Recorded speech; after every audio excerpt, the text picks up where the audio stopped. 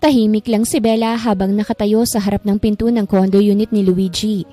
Mahigpit niyang hawak ang maliit na cake na binili pa niya sa paboritong bake shop ng boyfriend niya. Sosorpresahin niya ito dahil ngayon ang kaarawan ni Luigi.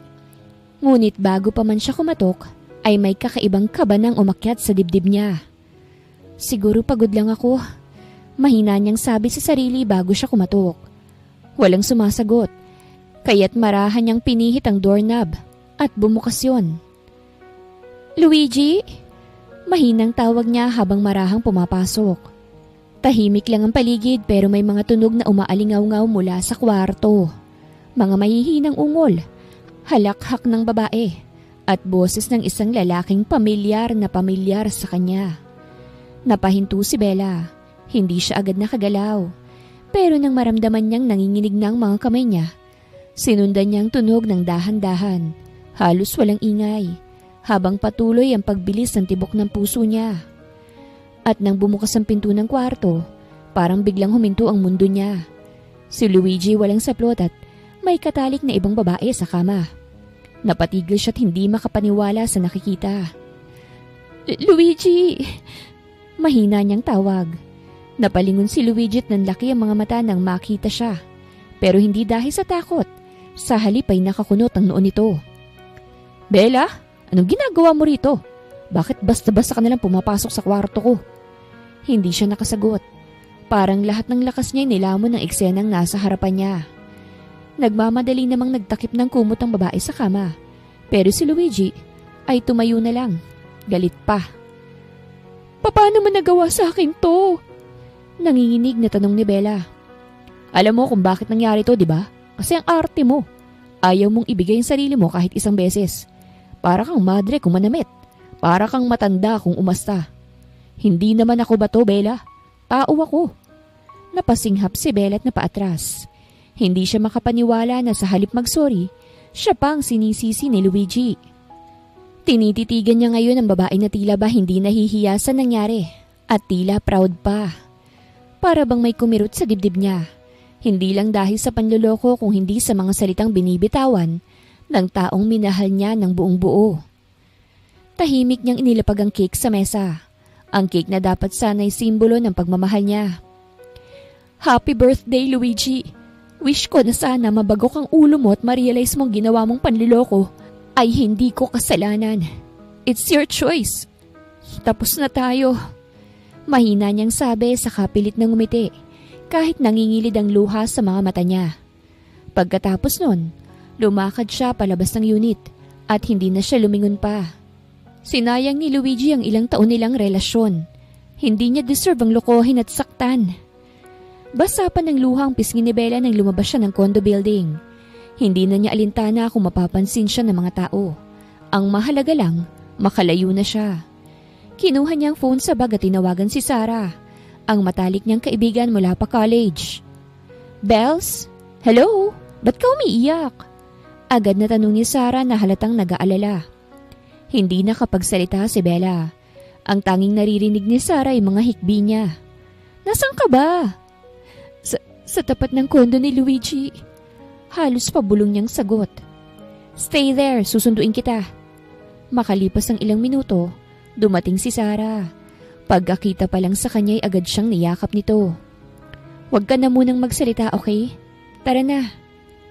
Habang nasa biyahe, naikwento ni Bella kay Sarah ang nangyari. Pagkalipas ng kalahating oras, nasa loob na sila ng isang bar.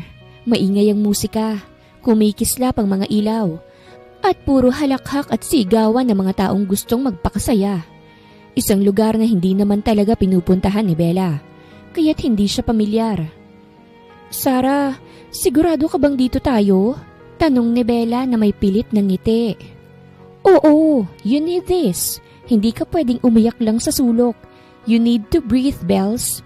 To forget, kahit sandali lang. Umorder si Sarah ng 2 baso ng tequila.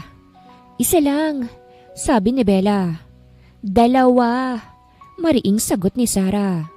Isa para kalimutan mo siya at isa para matutuhan mong mahalin ulit yung sarili mo. Ngumiti si Bella ng mapait. Paano kung hindi ko na kaya? O di uminom tayo hanggang makalimutan mo na kung bakit ka nasasaktan. Nagtagay si Sarah at dahan-dahang itinapat kay Bella ang baso. For moving on, sabi nito. Kinuha ni Bella ang isa at pinagmasdan sandali ang malinaw na likido sa loob ng baso. To forgetting him, mahina niyang sabi bago ininom ang laman ng baso sa isang higop. Kaagad niyang nalasahan ng init at pait sa lalamunan. Pero sa kakaibang paraan, nakagaan sa dibdib niya. Sumunod ang isa pang tagay, hanggang sa maramdaman ni Bella na unti-unting humuhupa ang bigat ng loob niya na tinatabunan lang ng alak.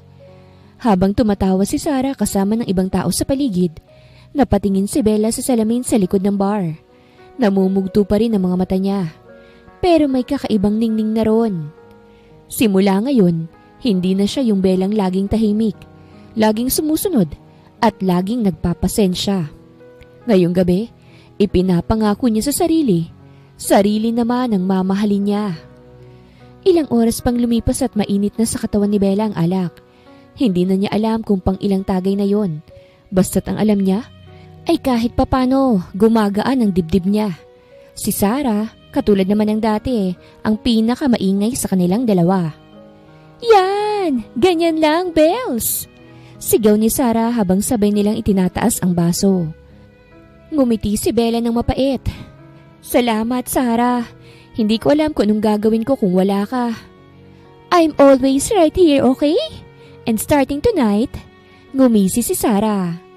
Single ka na at free! Sabay silang tumawa pero biglang naputol yon na may dalawang lalaking lumapit sa kanila. Isa sa mga lalaki ay medyo matangkad. May suot na leather jacket at amoy alak na. Ang kasama naman niya, medyo maporma pero halatang lasing na rin. Hi girls! Bati ng isa, may ngiting mayabang. Ang gaganda niyo naman. Kayo lang bang dalawang magkasama? Napatingin si Sarah sabay umiwas. Yeah, kami lang and we're good, thanks. Pero hindi umalis ang lalaki. Sa halip ay lumapit palalo ang mga ito. Sayang naman. Ganitong kaganda, mag-isa lang. Tara, sayaw tayo. Umiling si Bella. No thank you, gusto lang naming uminom. Ngumiti ng pilit yung isa pero halatang inis. Saglit na sayaw lang, miss. Di naman ako mamatay yun, di ba?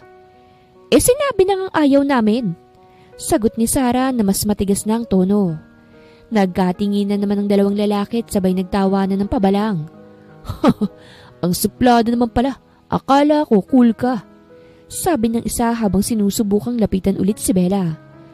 Umatras siya't napahawak sa braso ni Sarah. Ramdam ni Bella ang kaba sa dibdib niya hindi dahil sa alak, kung hindi dahil sa takot na baka may masamang mangyari sa kanila. Kuya, please, ayaw namin ng gulo. Pwede bang umalis na kayo? Sabi ni Bella. Pilit na kalmado ang boses. Pero tila lalong natuwang lalaki sa inis nila. Ay, ayaw naming paawat eh. Gusto lang naming makipagkaibigan, miss. Don't be so uptight. Mabilis na tumayo si Sarah at hinawakan si Bella. Let's go, Bells. Hinawakan naman kagad ng isang lalaki si Bella. Pero buti na lang ay may lumapit na bouncer. Sir, may problema ba? Malamig na tanong ng guard at tumingin sa mga lalaki ng masama. Agad na umatras ang dalawang lalaki. Gumisi lang at naglakad ng palayo. Pabebe naman. Narinig pa nilang sabi ng isa. Huminga ng malalim si Bella. Kinakabahan pa rin siya pero may halong ginhawa sa isip niya nang mawala ang mga ito. See? Kaya ayoko talaga sa ganitong lugar eh. Sabi niya kay Sarah habang paupo silang muli sa mesa. Sorry, Bells. Akala ko makakatulong sa'yo to. Pero don't worry. I got you, okay? Lumabas na sila Bella at Sarah sa bar matapos ang ilang oras. Medyo hilo na si Bella pero mas naayos na ang pakiramdam niya. Gusto na lang niyang umuwi, magpahinga at kalimutan ang lahat. Huwag kang mag-alala, Bells. Sabi ni Sarah habang nilalakad nilang madilim na gilid ng parking lot. Safe na tayo rito. Taxi na lang tayo pa uwi, okay? Tumango si Bella. Oo, salamat ulit Sarah. Kung wala ka, baka Hindi pa niya natatapos ang sasabihin nang biglang may boses na nagsalita mula sa likod. "Oh, aalis na kayo agad?" Pareho silang napalingon at natigilan silang dalawa ni Sarah. Ang dalawang lalaki mula sa bar ay nasa harapan nila ngayon. Nakangisi, parehong may hawak na bote ng beer at halatang mas lasing na kesa kanina. "Wala na yung bouncer nyo ah," sabi ng isa. Nilalaro-laro pa ang bote sa kamay. "Tara na, sumama na kayo. Gusto lang naming mag-enjoy." "Layuan nyo kami," matapang na sabi ni Sarah kahit halata sa boses ang kaba. Ngunit humakbang pang palapit ang isa. "Relax, miss. Hindi naman namin kayo sasaktan kung makikisama lang kayo." Hinila ni Bella si Sarah. "Let's go, Sarah," sabi niya, pero bago pa sila makatakbo, hinarangan na sila ng isa. "Ang arte nyo ah," mariing sabi nito. "Kanina pa kayo nagyayabang." "Bitawan mo siya!" Biglang sigaw ng malalim na boses mula sa hindi kalayuan. Lahat sila'y napalingon. Isang lalaking matangkad, nakaitim na polo, matikas ang tindig at malalim ang mga mata. Lumalakad siya papalapit sa pwesto nila. "Boss!" bulong ng isa sa mga lasing at biglang nagbago ang ekspresyon. Akala namin ibang..."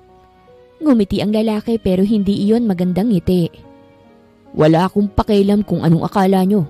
Ang sabi ko, bitawan nyo sila." Agad umatras ang dalawa, halatang natakot. "Pasensya na sir, hindi namin alam na kaibigan nyo sila," sabi ng isa sabay hilang paalis sa kasama niya.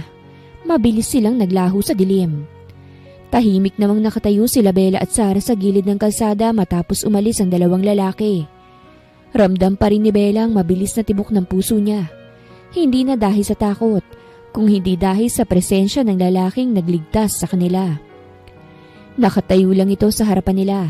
Matikas, malamig ang ekspresyon, pero may kung anong nakakakomportabling aura. Para bang kahit hindi siya magsalita, sapat na ang tingin nito para maramdaman mong ligtas ka. "Are you two okay?" Malamig ngunit mahinahong tanong ng lalaki. "Salamat sa pagtulong mo sa amin, sir," sabi ni Sarah at pilit na ngumiti kahit halata sa tono ang kaba. "Hindi namin alam kung ano mangyayari kung wala ka." Tumango lang ang lalaki at hindi naman nagsalita pa. Si Bella naman, hindi mapakali. Tila may kung anong humahatak sa kanya na hindi niya maintindihan. Siguro epekto ng alak o ng adrenaline. O baka dahil lang sa gwapong mukha ng lalaking nasa harapan niya. At bago pa umalis ang lalaki ay lumapit na siya rito. "Bella!" Tawag ni Sarah pero huli na. Tumigil si Bella sa harap ng lalaki. Halos ilang pulgada lang ang pagitan nila. Mabango ito. Amoy mamahalin. Tumaas ang kamay ni Bella. Marahang hinawakan ang mukha ng lalaki. "Kuyang tagapagligtas namin." Pabulong pero malinaw niyang sambit. "Will you marry me?" Nakangiti niyang tanong. Halos mapaatras si Sarah. "Bella!" Nanatiling tahimik ang lalaki. Gulat man ay kalmado pa rin ang itsura. Napatitig lang siya kay Bella at namangha siya sa lakas ng loob nito. Ngumiti siya ng bahagya. "Miss, lasing ka." Sambit niya sa malamig na tono pero may halong amusement sa boses. Umiling si Bella at pilit na tumayo ng diretsyo. "Hindi ako lasing. Gusto lang kitang pakasalan kasi..." "Kasi ang gwapo mo." Sabay turo sa kanya sabay tawa na may halong hikbi.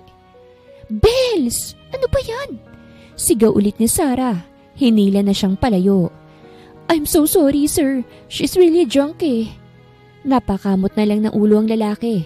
Bahagyang natawa. "It's fine. Just make sure you guys get home safe, okay?"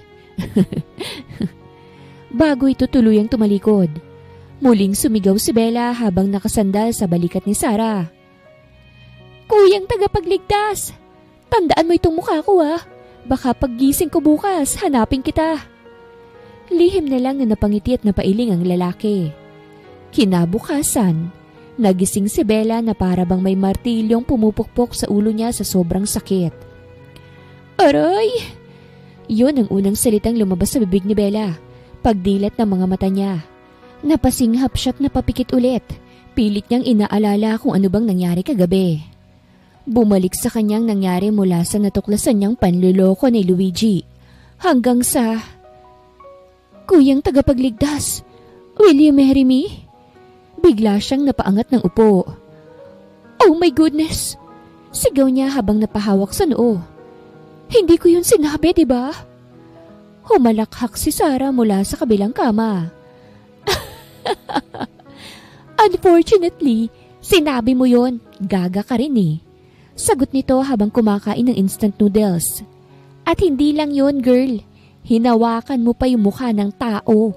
Kulang na nga lang lumuhod ka habang may hawak na singsing. Sarah! Halos pasigaw na sabi ni Bella. Namumula ang mukha. Nakakahiya. Sino ba yun? Alam mo ba yung pangalan niya? Umiling si Sarah. Wala. Umalis ka agad pagkatapos niyang siguraduhin okay tayo. Pero girl, promise ang gwapo nun. Parang misteryosong mayaman na bida sa K-drama. Pwede ka na talagang maging FL. FL? Tanong ni Bella na walang ideya sa sinabi nito. Female lead. Duh! Pero bago pa sila makapagbiruan ulit, napatingin si Bella sa wall clock at nanlaki ang mga mata niya nang makitang pasado 9:00 na. What? Halos mapatili siya.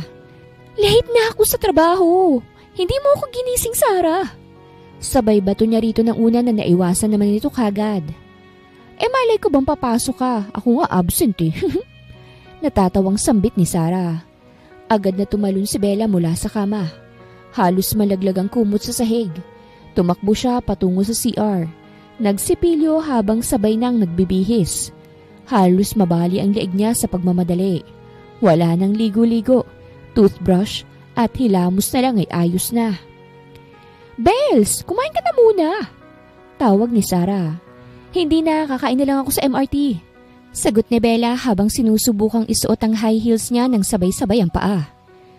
Bit-bit ang bagat cellphone. Nagmamadali siyang lumabas ng apartment.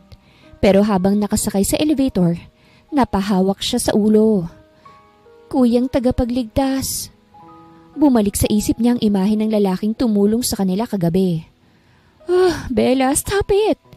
Sabi niya sa sarili, pilit na inaalis ang ngiti sa labi.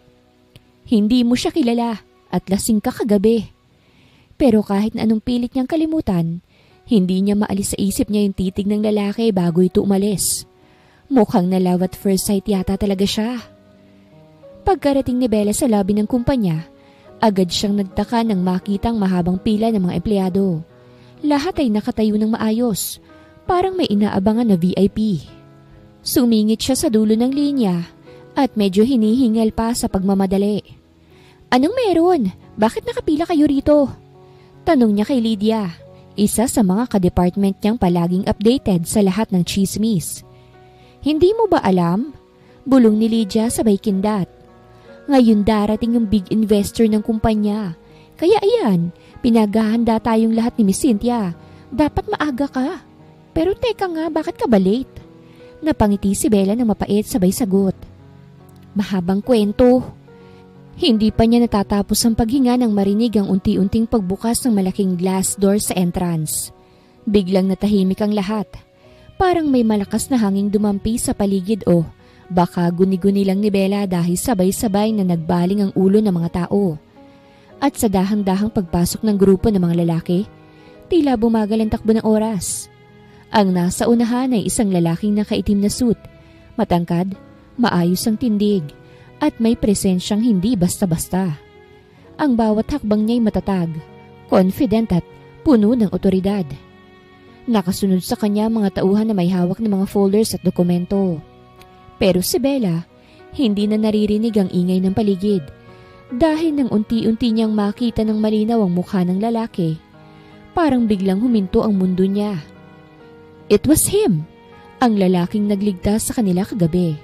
Ang lalaking tinawag niyang kuyang tagapagligtas. Ang lalaking inalok niya ng kasal habang lasing siya. Halos matanggal ang panga ni Bella sa gulat. Napaawang ang labi niya at hindi makapaniwala sa nakikita. Habang papalapit ito sa gitna ng labi, bahagyang nagkatinginan sila. At sa isang iglap, Nagtagpo ang mga mata nila. Nanigas si Bella. Siya naman ay bahagyang ngumiti.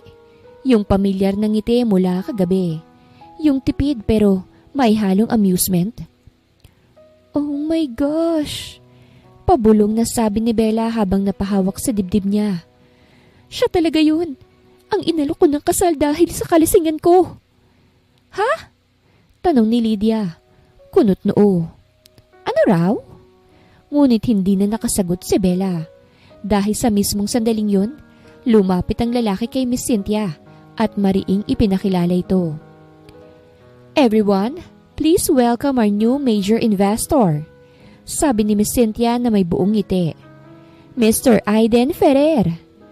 Halos malaglag ang panga ni Bella. Mr. Aiden Ferrer? Yung bilyonaryo? Ang nagligtas sa amin kagabi? Kaya pala natakot ang dalawang lalaki sa kanya. At ngayon siya palang bagong boss namin. At habang pumapalakpak ang lahat, nanatiling nakatayo si Bella. Lutang, namumula. Kung hangover ang problema niya kaninang umaga, ngayon ay heart attack na yata ito. Mula sa gilid ng pila, halos hindi makagalaw si Bella. Pakiramdam niya ay lahat ng dugo sa katawan niya ay umakyat na sa mukha niya. Tuloy-tuloy lang ang pakikipagkamay ni Mr. Aiden Ferrer sa mga empleyado, habang ipinakikilala siya ni Miss Cynthia bilang major investor. Pero sa bawat segundo, ang tanging iniisip ni Bella ay kung papaano siya maglalaho sa harap ng lahat. Siya yun! Siya talagang nilapitan ko kagabi. Yung hinawakan ko sa muka. Yung inalok ko ng kasal. Bella, okay ka lang? Tanong ni Lydia nang mapansin nito ang pamumula ng pisngi niya. Oo naman. Pilit niyang sagot pero nanginginig ang boses. Sigurado ka? Para kasing namumula ka. Wala to, may hangover lang ako. Bulong niya. Nang matapos ang introduction, nagsimula nang pumasok ang mga empleyado sa kani-kanilang department. Pero bago pa makaalis si Bella, may narinig siyang boses mula sa likuran. Miss? Parang nanigas ang buong katawan niya. Dahan-dahan siyang lumingon. At ayun siya, si Mr. Aiden Ferrer. Nakatayo sa harap niya. Nakasuksok ang kamay sa bulsa at may bahagyang ngiti sa labi. Oh my goodness! Pagbulong ni Bella. Pero narinig niya ito. Miss? Ulit ni Aiden nang nakatingin ng diretsyo sa kanya. We've met before, haven't we? Halos mapalunok si Bella.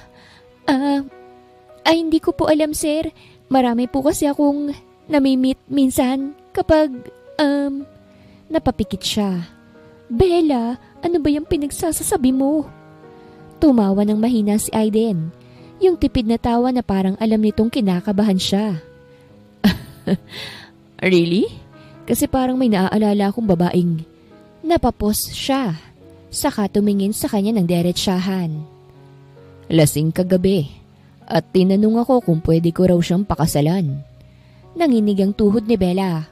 Parang gusto niyang bumagsak sa sahig at magtago sa ilalim ng mesa. Ang weird naman nun, sir. Sino namang gagawa nun, di ba? Napailing si Aiden. Bahagyang nakangiti. You even called me kuyang tagapagligtas. Does that ring a bell?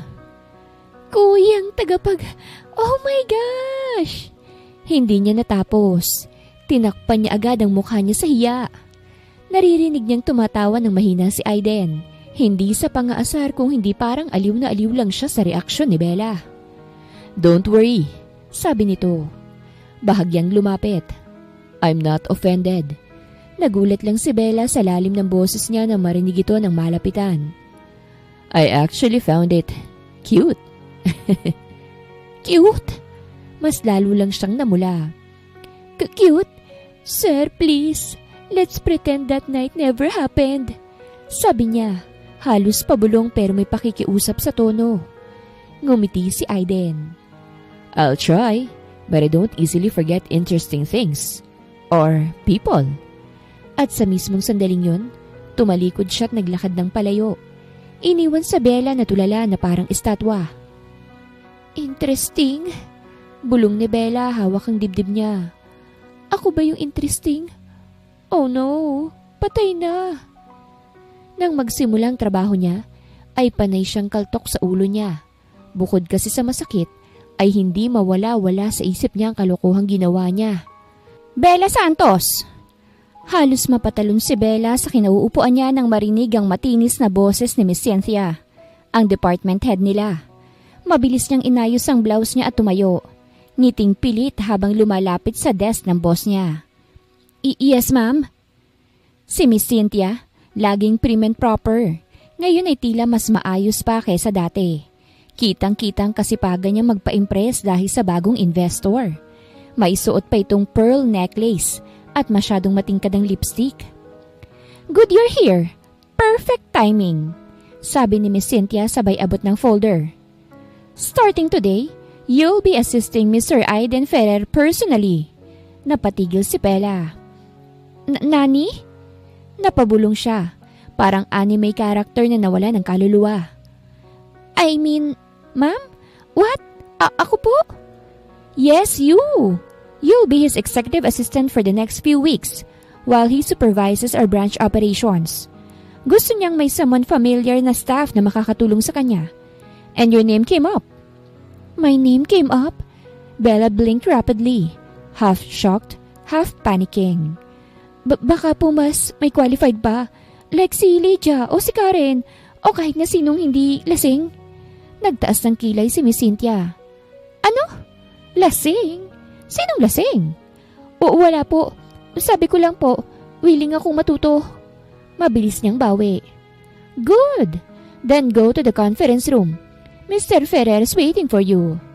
Pagkasabi nun, parang nanlabig si Bella. Pakiramdam niya may mga kampana ng doom na tumutugtog sa utak niya. Bakit ako? Bakit sa dinami-rami ng empleyado ako pa talaga? Pagdating niya sa conference room, halos madulas siya sa sobrang kaba.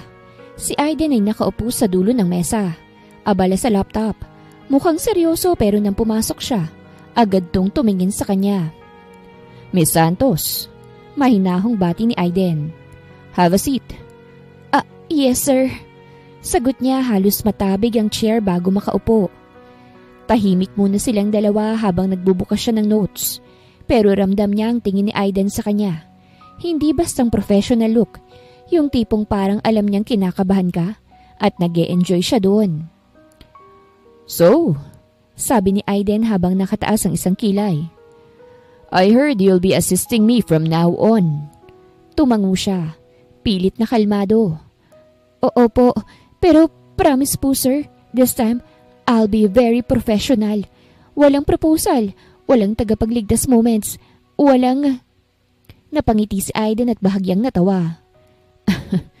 Relax, Bella. I'm not the type who holds grudges. Good. Kasi ayokong isipin niyo pong weird ako. Sagot niya agad. Pero ngumisi si Aiden. Yung tipid ng ngiti na may ibig sabihin. I never said you're weird. Sabi niya sabay tiklop ng laptop. I said, you're interesting. There's a difference. At bago pa makasagot si Bella, tumayo ito't lumapit sa kanya. Marahang inilagay ang folder sa harap niya.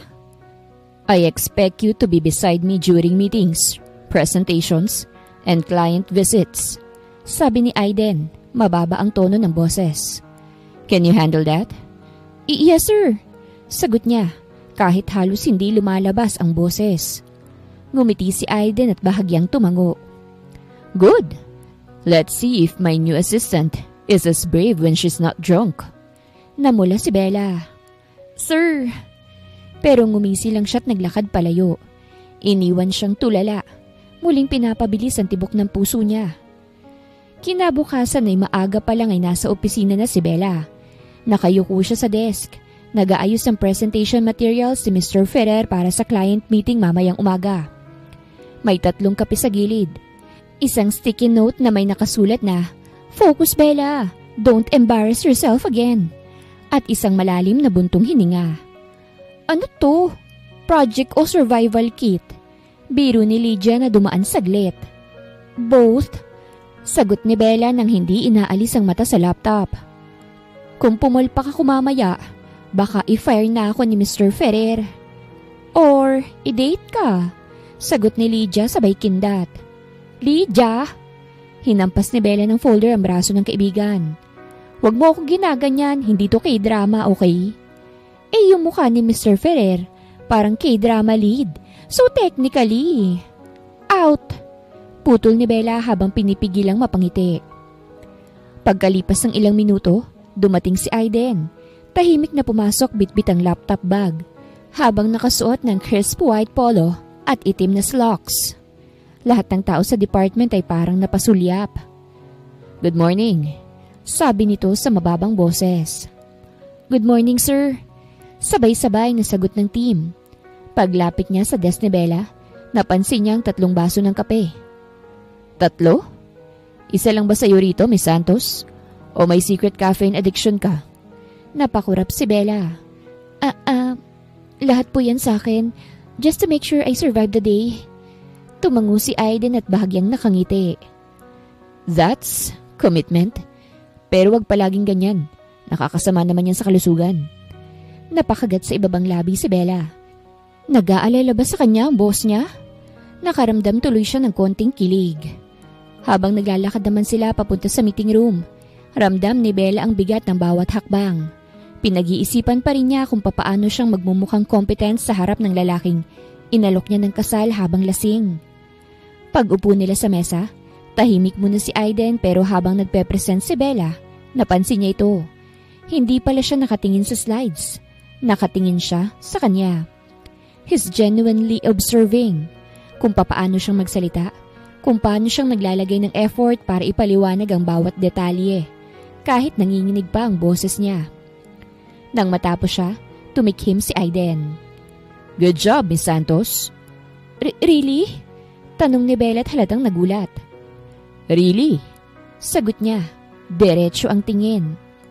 You were nervous, but you still delivered it. That's rare. Namula siya, napangiti ng bahagya. Thank you, sir. I'll try to be better next time. You're already doing better. Sabi niya bago muling ibinalik ang atensyon sa laptop. Pagkatapos ng meeting, nag-offer si Bella ng kape. Sir, gusto niyo po ng refill? Sure, sagot ni Aiden. Black, no sugar. Tumango siya, agad tumayo. Pero sa pagmamadali, natapilok siya at halos matapon ng kape sa harapan ni Aiden. Wow! Mabilis siyang nasalo ni Aiden sa braso. Nang magtama ang mata nila, parang tumigil ang oras. Naramdaman niya ang init ng kamay ni Aiden na nakayapo sa bewang niya. Careful, bulong niya. Halos pa whisper. You don't always have to rush. Parang natunaw si Bella sa kinatatayuan niya. Sorry, sir. I just didn't want to mess up. Too late. Nakangiting sagot niya. I think you already did. Napakunot noo si Bella. Ha? Ngumisi si Aiden. You messed up my concentration. At bago pa makasagot si Bella, binitawan na siya ni Aiden at tumalikod. Iniwan siyang tulala. Hawak pa rin ang pusong tila kumakabog ng sobra. Great! Bulong ni Bella sa sarili. I proposed to him. Now I'm falling for him. What's next? Resignation letter? Huwag naman sana. Ilang araw na rin ang lumipas mula nang magtrabaho si Bella bilang assistant ni Aiden. At kahit kinakabahan pa rin siya tuwing magkasama sila, unti-unti na rin siyang nasasanay. Ngayon, hindi na siya nanginginig sa tuwing tatawagin ni Aiden ang pangalan niya. Pero yung puso niya, ibang usapan na yon. Lalo na kapag ngumingiti ito. Lalo na kapag tinatawag siyang Miss Santos sa tono ng boses na parang mababa pero may lambing. Miss Santos, tawag ni Aiden mula sa desk niya habang nag-aayos sa mga papeles. You've been quiet today. Ha? Busy lang po, sir. Mabilis na sagot ni Bella. Hindi tumitingin. Busy? Or avoiding me? Napatingin siya agad. Nanlaki ang mga mata. What? Of course not, sir. Ngumisi si Aiden na parang naaaliw sa reaksyon niya. Good, because I might start thinking I did something wrong. You did. You smiled. Bulong niya sa isip. Pero syempre hindi niya sinabi. Tahimik ulit silang dalawa habang abala sa trabaho. Hanggang sa biglang bumukas ang pinto ng opisina. "Sir, documents from Mr. Luigi's firm," sabi ng staff saka iniabot ang folder. At pagkarinig ni Bella sa pangalan, parang may biglang kumurot sa dibdib niya. Luigi. Napatigil siya sa ginagawa. Parang biglang nanlamig ang kamay niya. Hindi niya napansin na lumapit na si Aiden sa tabi niya. "Are you okay?" Tanong nito sa mababang boses. Yeah, just surprised, I guess." Pilit siyang ngumiti, pero halatang pilit. "Luigi, he's your ex, isn't he?"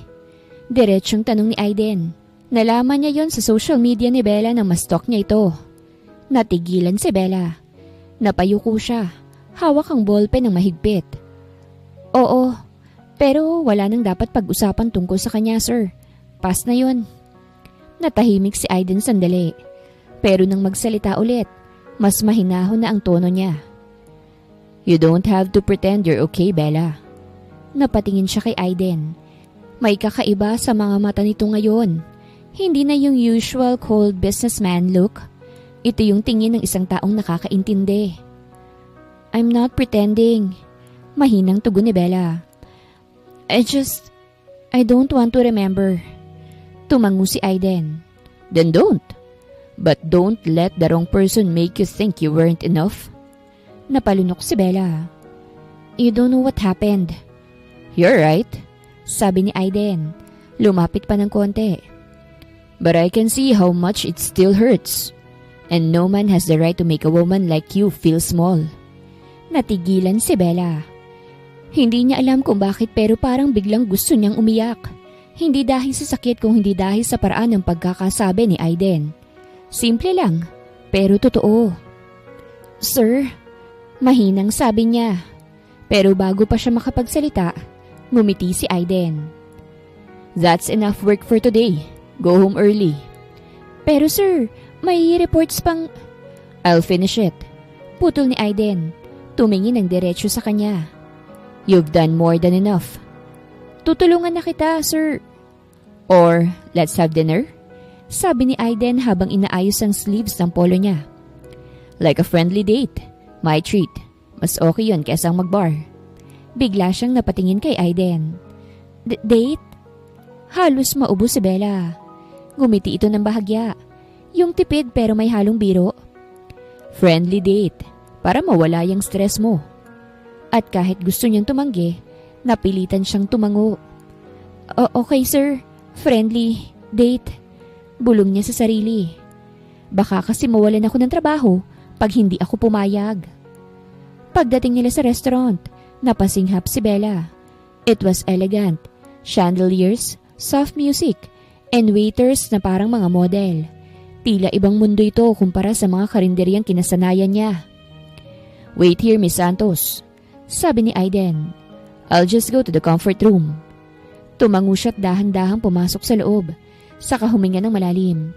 Pero hindi pa siya nakakailang hakbang, bigla siyang napatigil. Dahil sa harap niya, papalapit, ay ang pinakahuling taong gusto niyang makita. "Bella?" That voice. That smug tone she once found charming. Ngayon ay naaalibadbara na siya sa boses nito.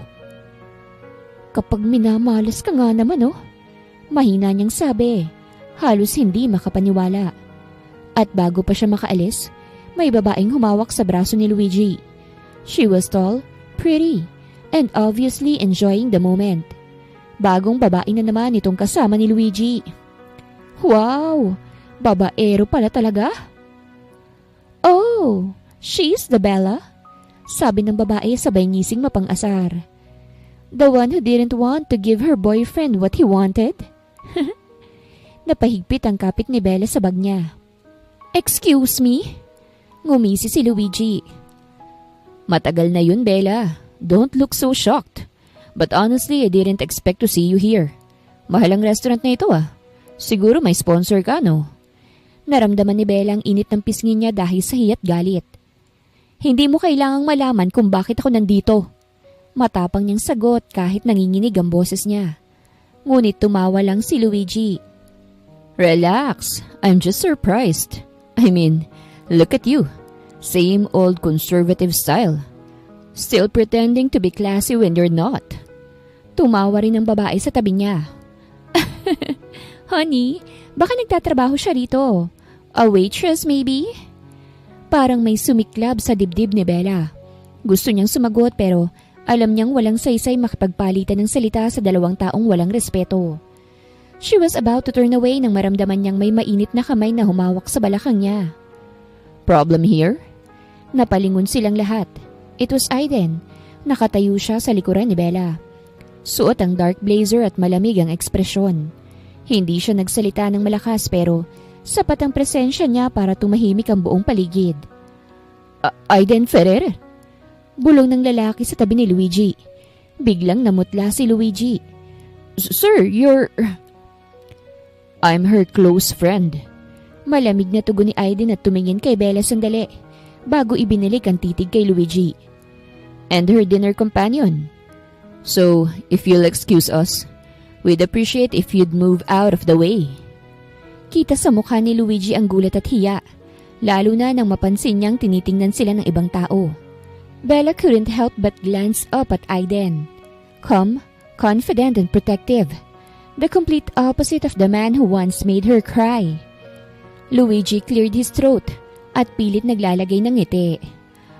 Of course, sir. We're just catching up. Aiden leaned closer. Bahagyang nakangiti pero malamig ang mga mata. I suggest you don't. Because if ever I hear you disrespected her again. Huminto siya sandali then smiled faintly. Let's just say I don't tolerate that kind of behavior in my circle. At pagkatapos nun, marahang hinawakan ni Aiden ang kamay ni Bella at hinila siya palayo. Diretso sila sa reserve table.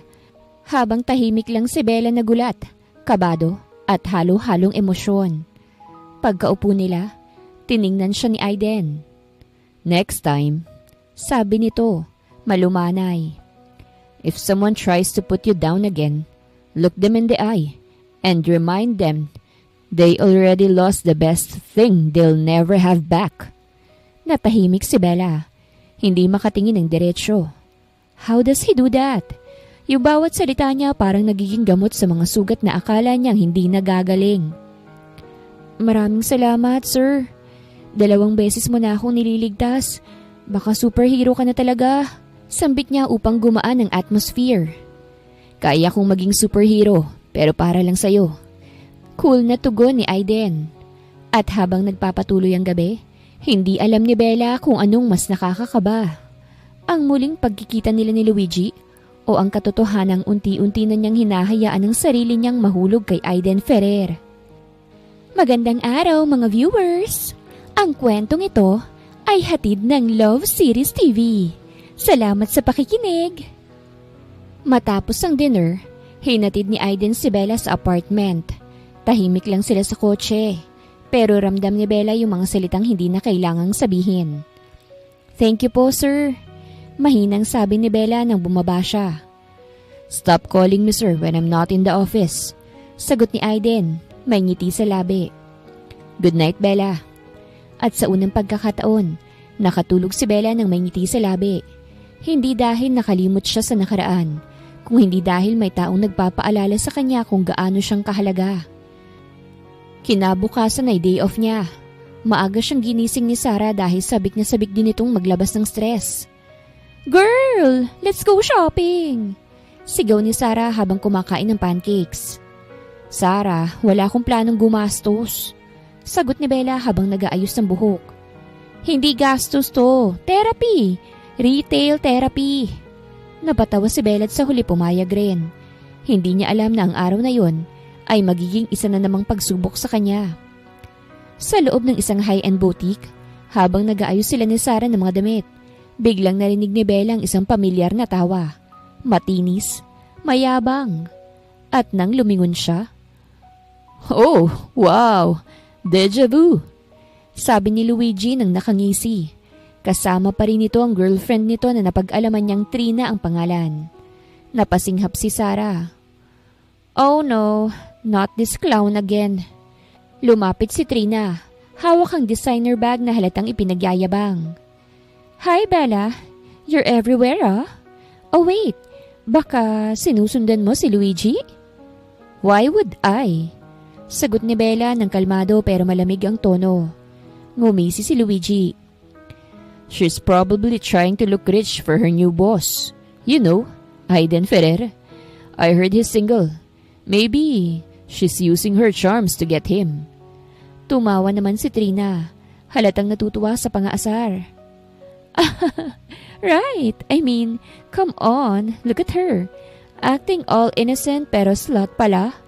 Nagkukunwaring malinis pero inaakit si Mr. Ferrer sa trabaho. Para bang may sumabog sa loob ni Bella. Nung una gusto niyang umiwas pero ngayon, hindi na siya yung dating Bella na mananahimik lang. Huminga siya ng malalim at tumingin ng diretso sa kanila.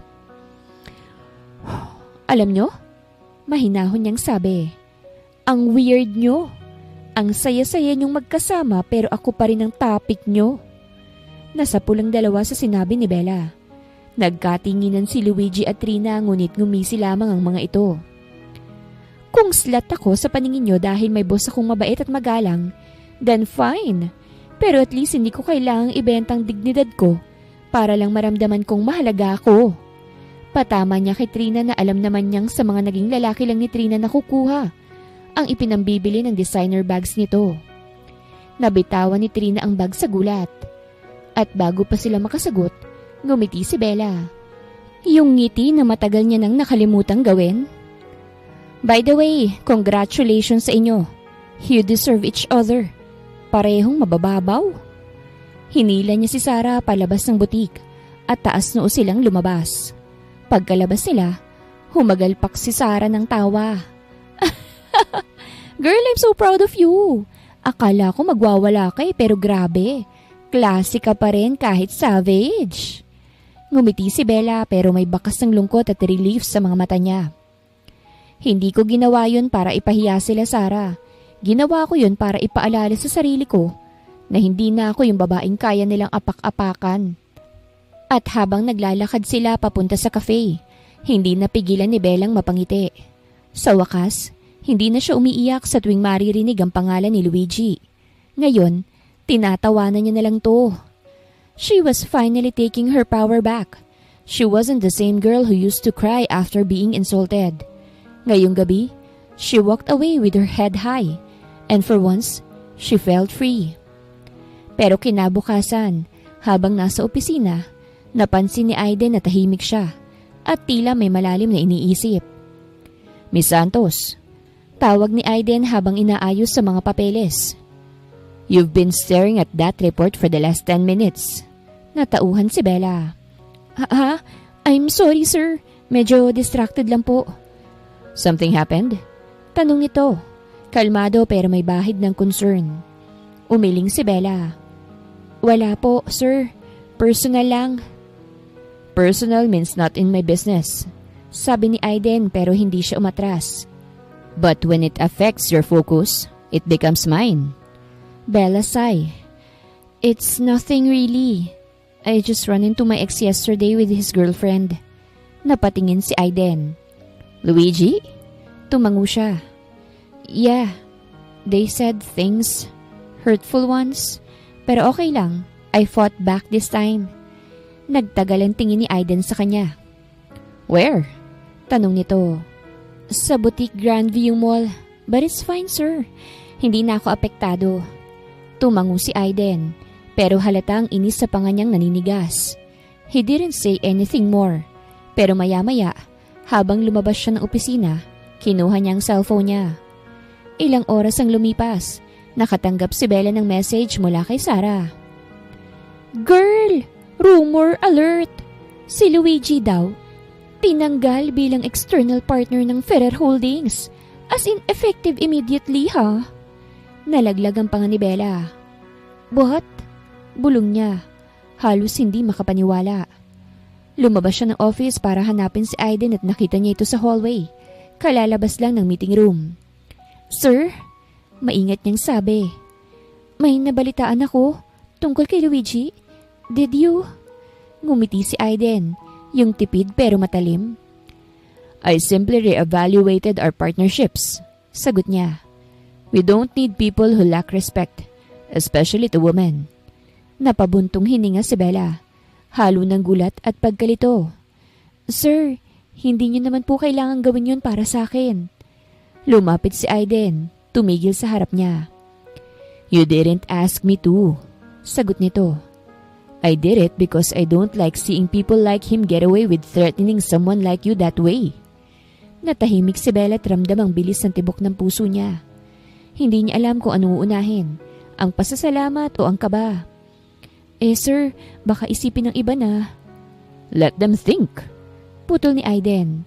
Malamig pero may bigat sa tono. I don't care what anyone says. I protect the people who matters to me. Nanlaki ang mata ni Bella. The people who matter? Bulong niya. Ngumiti si Aiden, yung tipid. Genuine smile na bihira lang niyang gawin. Yes, sabi niya. And in case it's still not clear, that includes you. At bago pa siya makasagot, tumalikod si Aiden at naglakad pabalik sa opisina. Iniwan si Bella doon, nakatayo habang hawak ang dibdib, habang parang sumasabog ang buong mundo sa loob ng puso niya. For the first time, someone didn't just defended her.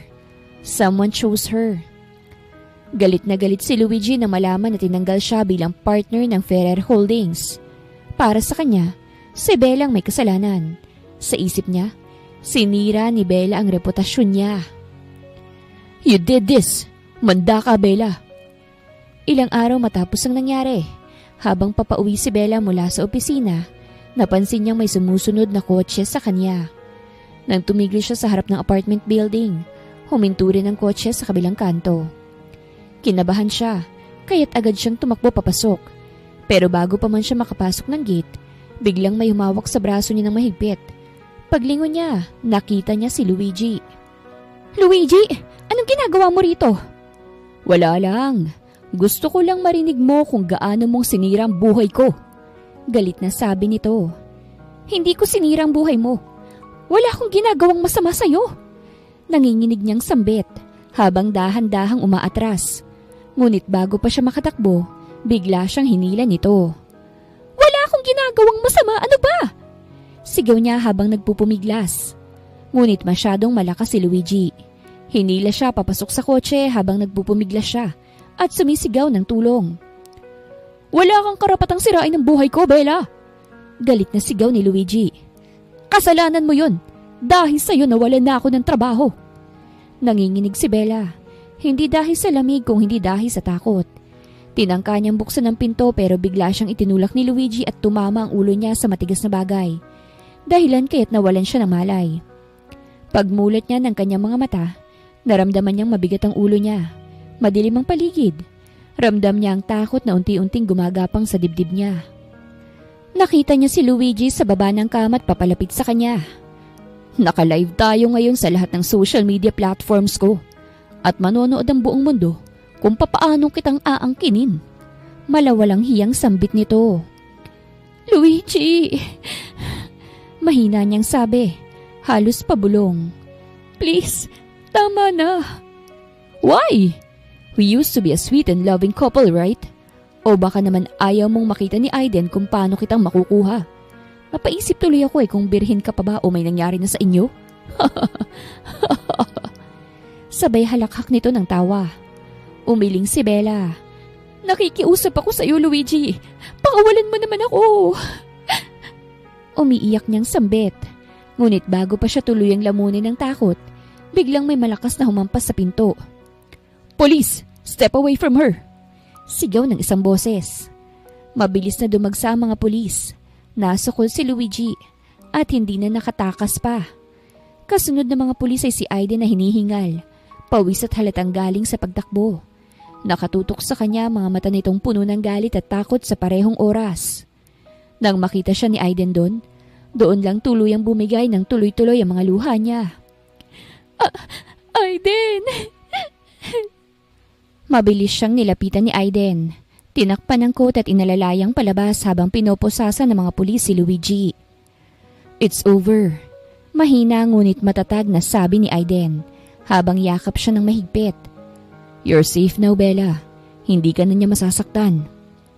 Kinabukasan, nagising siya nang nasa ospital na siya. Tahimik lang si Aiden sa tabi ng kama. Nakaupo at hawak ang kamay niya. Hindi mo kailangang matakot, sabi ni Aiden, halos pabulong. Hindi ka na nag-iisa. Napaluha si Bella at malumanay siyang ngumiti. Thank you for finding me. Tumingin si Aiden sa kanya. I would have turned the world upside down just to find you, sabi niya.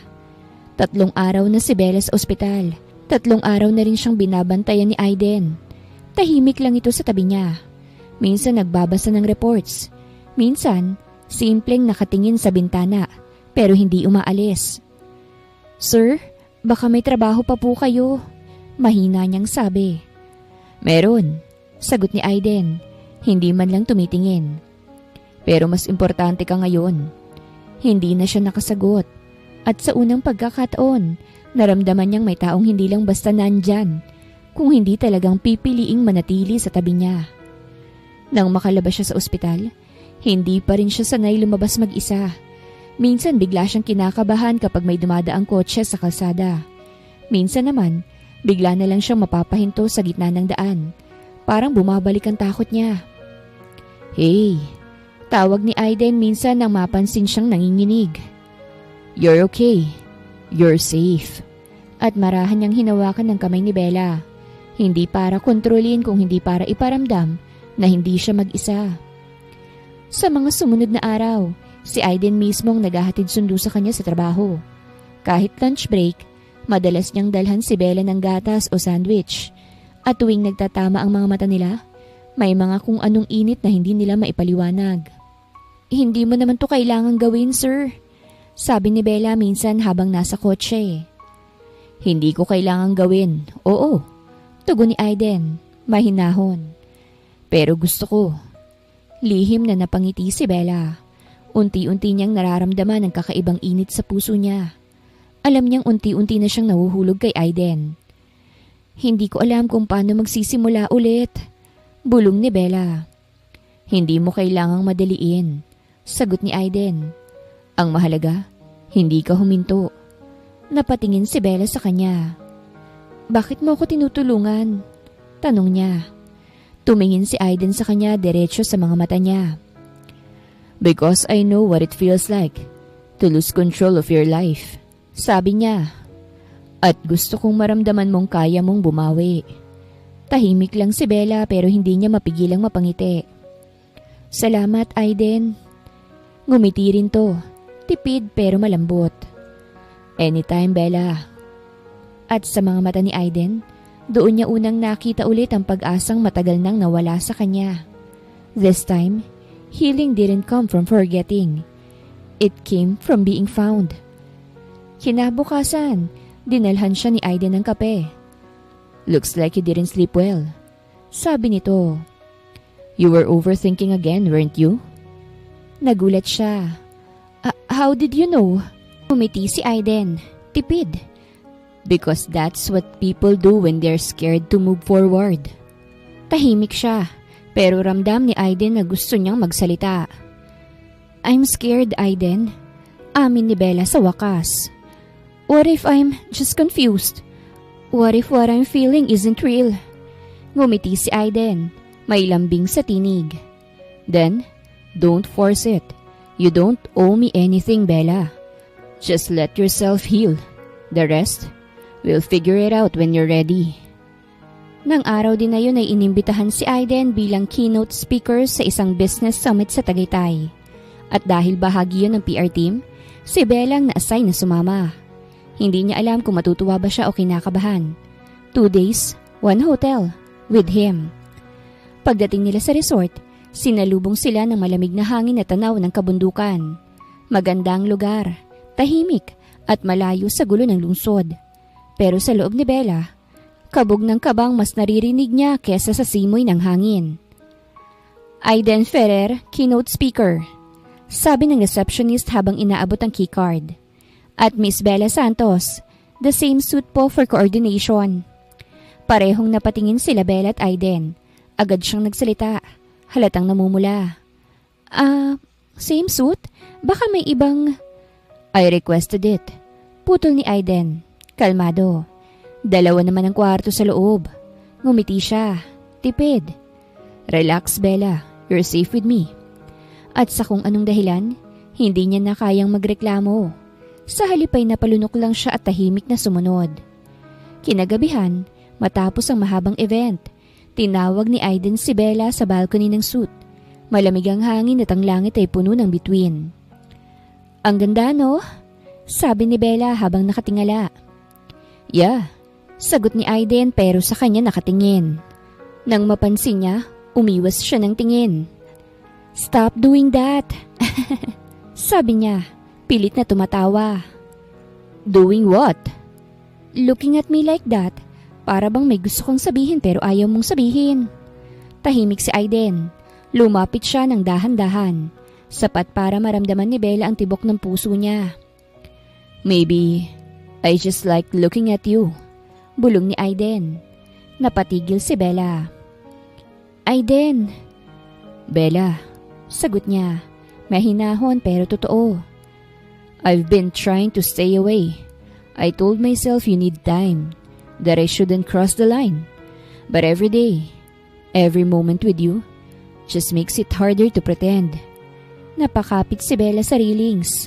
Ramdam ang panginginig ng kamay niya. Aiden, I don't know if I'm ready to. I know. Putol ni Aiden. Marahang hinawakan ang kamay niya. I'm not asking for an answer.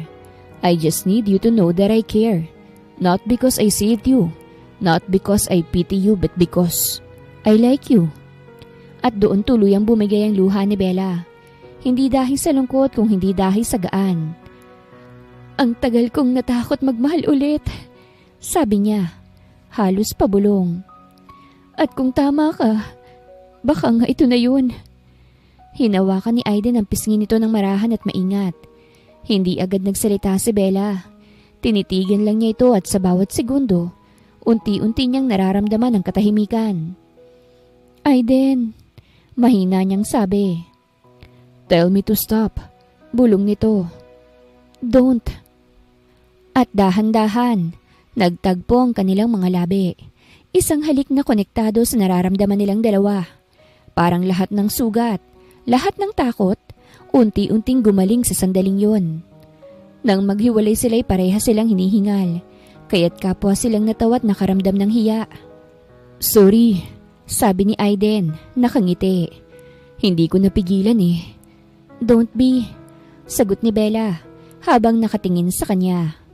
Nagustuhan ko rin naman. You're a good kisser. Sabay tawa niya. Praktisado eh.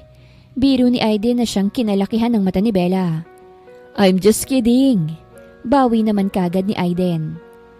I've been waiting for something that felt this real. Bulong ni Bella, halos hindi makapagsalita.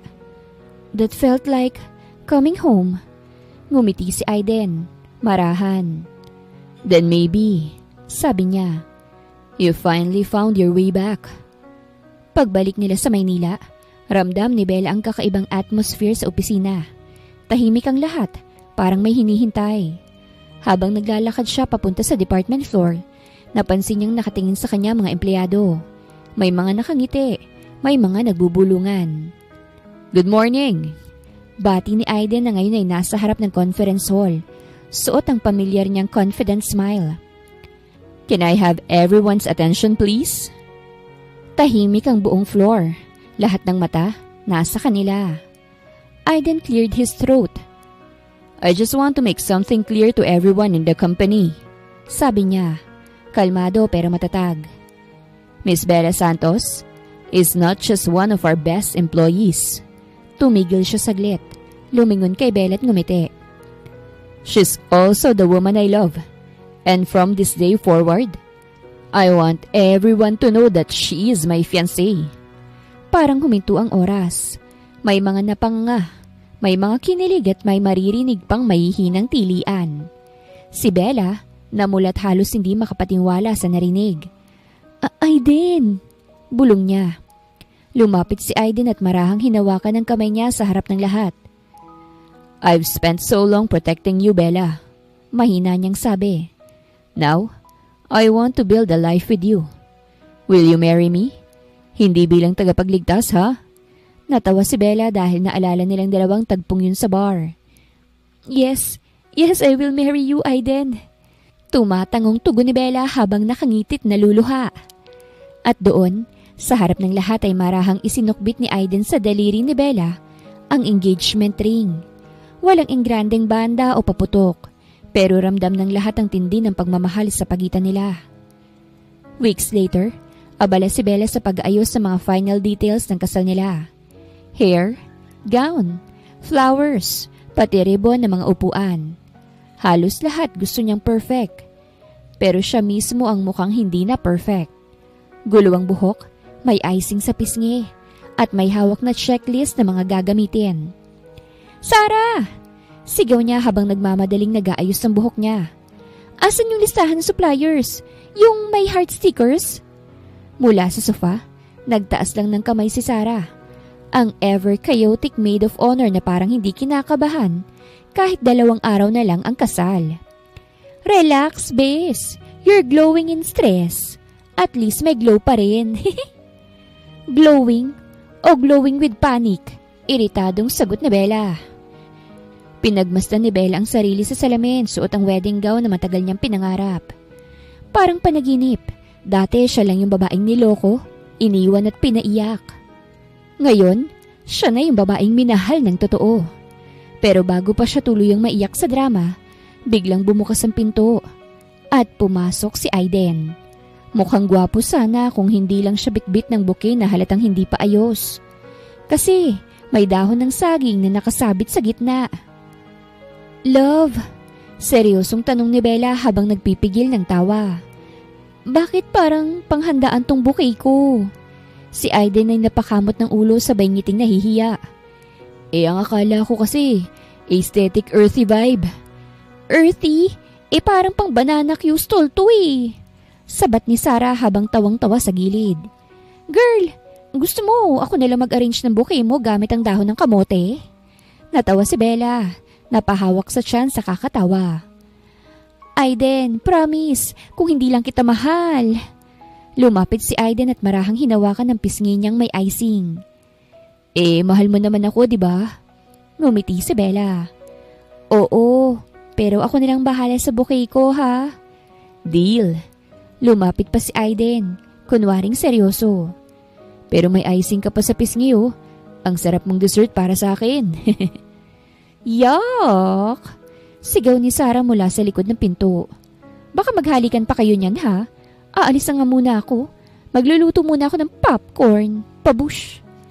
Natawa sila ni Aiden at nang umalis si Sarah, ay tuluyang hinalikan ni Aiden ang pisngi niya. At sa gitna ng tawanan, gulo at kilig, na-realize ni Bella na ito na talaga yung happy chaos na gusto niya. Hindi perfect, pero totoo. Hindi rin fairy tale, pero love story pa rin. Hanggang sa dumating na ang araw na kanilang hinihintay. Sa gitna ng hardin, sa ilalim ng mga fairy lights, nakatayo si Aiden sa altar, suot ang itim na tuksido, pero mas kapansin-pansin ang ngiti niyang puno ng saya. Nang lumabas si Bella sa aisle, lahat ay napahinto. Simple lang ang gown niya, ngunit bawat hakbang ay parang nagpapatunay ng kanyang lakas. Pagdating niya sa harap ni Aiden, hindi na nito napigilang mapaluha. You look perfect. Bulong niya. You look like my forever. Sagot ni Bella nang nakangiti. At sa harap ng mga taong naging saksi sa lahat ng pinagdaanan nila, I promise to love you without fear. Sabi ni Bella. I promise to protect your heart no matter what. Sagot naman ni Aiden. You may now kiss the bride. Sambit ng pare. Dahan-dahang inilapit ni Aiden ang mukha at marahan siyang hinalikan sa labi ng puno ng pag-ibig, respeto at pangako. Pagkatapos ng kasal, sinorpresa ni Aiden si Bella ng honeymoon trip sa isang private island sa Palawan. Pagbukas pa lang ng binto ng villa, napanganga na si Bella. Sa harap nila'y tanaw ng dagat, may mga bulaklak sa sahig, at sa gitna ng mesa, may champagne at 2 baso. Tahimik ng paligid, tanging hampas na mga alon sa dalampasigan at mga kuliglig sa malapit na kakahuyan ang siyang maririnig. Ang langit ay kulay ginto't kahel, parang sinadya ng araw na wag munang lumubog, para masaksihan ang sandaling yon. Bella. Tawag ni Aiden. Mababa ang boses. Sagot niya. Hindi pa rin nililingon. Ngumiti si Aiden. Marahang kinuha ang kamay nito. Mainit pa rin mula sa araw pero ramdam niya ang lamig ng dagat sa paligid nila.